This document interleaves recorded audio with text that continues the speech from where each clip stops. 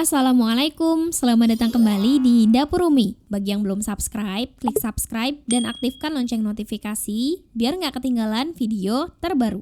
Di video kali ini, kita akan membuat nastar Taiwan. Kalau nastar Taiwan ini identik dengan ukurannya yang jumbo dan teksturnya yang lebih renyah. Dan kita buat bentuknya bentuk nanas ya, unik banget. Sekarang langsung aja kita buat sama-sama. Langkah pertama, siapkan 65 gram butter. Masukkan 35 gram margarin. Kemudian 20 gram gula halus atau gula pasir yang udah di blender halus. Tambahkan setengah sendok teh pasta vanila. Aduk sampai tercampur rata menggunakan whisk atau spatula. Ini nggak perlu dikocok sampai mengembang, kocok asal sampai rata aja. Kalau udah tercampur rata seperti ini, masukkan 1 kuning telur. Aduk sampai rata. Bentar aja, cukup sampai rata aja seperti ini. Masukkan 27 gram susu bubuk. Aduk rata kembali.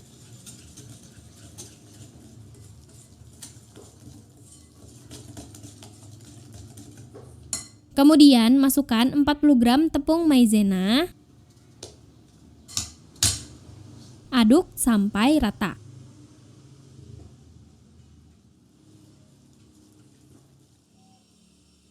Dan ini udah rata ya teman-teman. Selanjutnya, masukkan tepung terigu protein rendah sebanyak 100-110 gram.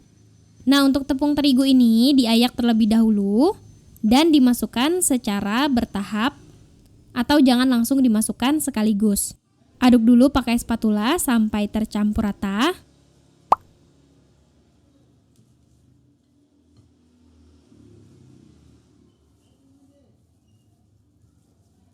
Tambahkan lagi terigunya sampai adonan yang terbentuk mudah untuk dipulung atau dibentuk.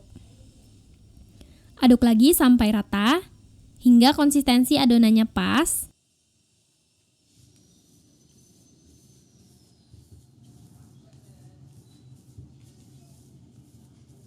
Nah, seperti ini menurutku udah cukup ya. Adonan mudah dibentuk seperti ini. Selanjutnya, ini akan aku timbang dan akan dibagi menyesuaikan ukuran cetakan yang aku gunakan. Di sini aku menggunakan cetakan nastar Taiwan berbentuk nanas. Ukurannya jumbo dan ini fit dengan berat adonan ditambah dengan selai nanas yang total beratnya 33 gram. Untuk cetakan yang aku pakai ini, berat selai 7 gram, berat adonan nanas 16 gram, dan berat adonan daun 10 gram. Untuk bentuk dan jenis cetakan nastar Taiwan lainnya, teman-teman bisa menyesuaikan sendiri dengan berat adonannya ya. Kemudian bagi adonan masing-masing untuk adonan buah nanas dan adonan daun nanas. Nah, ini udah aku bagi untuk yang buah nanasnya. Dari satu resep ini nantinya bisa menghasilkan kira-kira 11 nastar jumbo dengan cetakan yang sama seperti punyaku ya. Untuk adonan daun nanasnya, campurkan dengan 1 gram bubuk green tea atau pewarna makanan hijau. Aduk sampai tercampur rata. Kalau dirasa susah mencampurkannya dengan spatula, teman-teman bisa menggunakan tangan yang bersih, tapi jangan lama-lama ya, cukup sampai tercampur rata aja. Nah, ini udah tercampur rata. Selanjutnya, bagi lagi menjadi 11 bagian atau menyesuaikan jumlah adonan buah nanas. Ambil 1 adonan buah nanas, kemudian pipihkan. Beri isian selai nanas yang sudah dibulatkan. Resep selai nanas bisa dilihat di video sebelumnya ya, aku udah pernah buat di sana. Tutup selai nanas dengan adonan hingga rapat. Bulatkan adonannya, jangan lama-lama membulatkannya. Sampai rapat dan mulus seperti ini. Ini udah cukup ya. Lakukan memberi selai nanas sampai adonan buah nanasnya habis. Selanjutnya, bulat-bulatkan adonan daun nanas. Cukup sampai bulat dan mulus seperti ini. Lakukan sampai adonan daun nanasnya habis. Susun cetakan di loyang yang sudah dialasi kertas baking. Nah, ini kertas bakingku habis ya, jadi aku nggak beri kertas baking. Dan ini nggak perlu dioles apa-apa. Masukkan adonan buah nanas dan adonan daun nanas ke dalam cetakan dengan susunan seperti ini.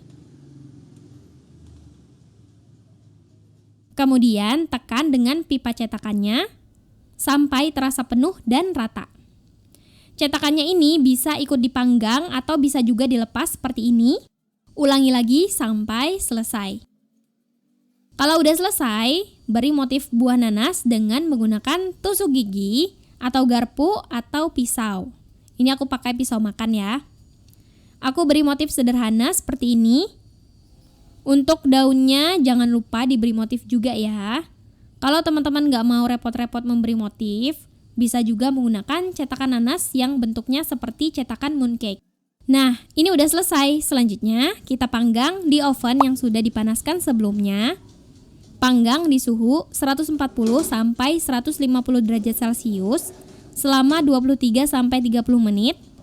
Kalau teman-teman pakai oven yang lebih besar, letakkan di rak tengah dan gunakan suhu 150 derajat Celcius, api bawah dahulu. Di tengah perjalanan, ganti ke api atas.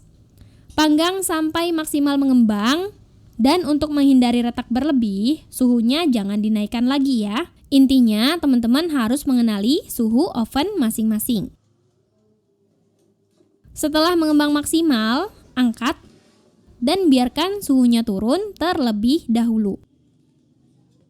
Nastar Taiwan itu aslinya nggak diberi olesan ya, tapi ini aku mau beri olesan supaya semakin cantik. Seperti yang umumnya dijual juga biasanya dikasih olesan.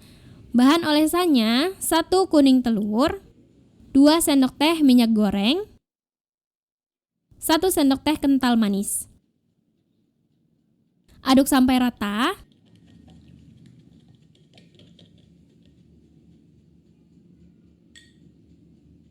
Gunakan kuas dengan tip halus seperti ini. Oleskan ke permukaan nastarnya. Nah, seandainya teman-teman menemui retak di nastar kalian, itu nggak masalah sebenarnya. Karena nastar ini wajar kalau retak. Cuma kita bisa meminimalisir supaya nggak muncul retak atau retaknya berlebihan. Contohnya kayak gini ya. Ini retak-retak di bagian yang diberi motif. Yang penting nastarnya itu udah maksimal mengembang. Nanti kalau diberi olesan, retaknya itu bakalan ketutup dan nggak kelihatan lagi. Ini kita tutup aja bagian retaknya dengan olesan kuning telur seperti ini. Jangan lupa daunnya juga diberi olesan ya. Kalau sudah selesai dipoles, panggang lagi di suhu yang sama selama 5 menit atau sampai olesannya matang. Angkat dan biarkan suhunya turun terlebih dahulu. Tunggu benar-benar dingin baru boleh dikemas. Kalau sudah dingin atau suhunya udah turun, biar lebih cantik, kemas dengan packaging khusus untuk nastar Taiwan. Dan ini aku cuma menggunakan packaging yang aku punya aja. Teman-teman bisa cari packaging khusus nastar Taiwan di marketplace ya. Biasanya menggunakan mika atau wadah nastar, kemudian dimasukkan ke dalam plastik cookies khusus nastar Taiwan. Jadi biasanya ada gambar nanasnya di plastiknya itu. Setelah itu, di-seal supaya tertutup rapat dan dimasukkan ke dalam kotak. Nastar Taiwan ini ukurannya jumbo. Pastikan kita memanggang sampai benar-benar matang biar rasanya juga enak. Ini lebih renyah dibandingkan nastar biasa, namun tetap lumer dan lembut banget di mulut. Selamat mencoba ya. Makasih udah nonton. Semoga ini bermanfaat. Wassalamualaikum warahmatullahi wabarakatuh.